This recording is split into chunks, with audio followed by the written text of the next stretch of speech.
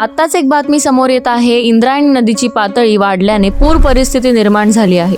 वारकऱ्यांसाठी आळंदीला जाणं धोक्याचं ठरत आहे. तर अशा परिस्थितीत वारी सुरू राहील का?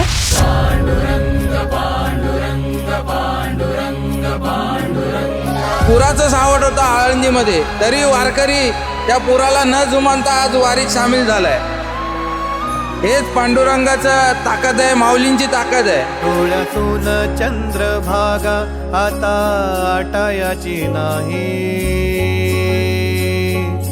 डोळ्यातून चंद्रभागा आता आटायाची नाही. उभ्या जन्मात विठ्ठला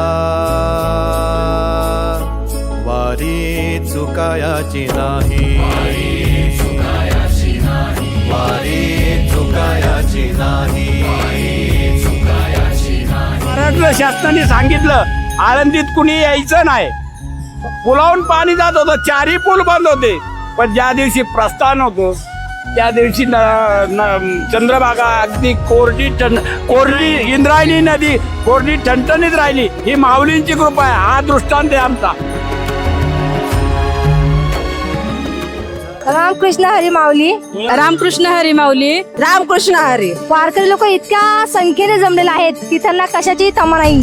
गेले 8 दिवस सतत पाऊस होता, ऊन होता, पण आज माऊलीची पालखी निघाली त्यावेळेस खरंच पावसाने इतकी शांतता घेतली आहे की सगळ्या वारकऱ्यांना सुखावून दिलेलं आहे.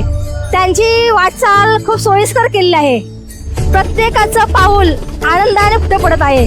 त्यामुळे म्हणतात ना, पाऊले चालती पंढरीची वाटतं. सर्वांच्या सहकार्यातून सगळे एकत्र आम्ही आता पायवारीमध्ये निघालो आहोत.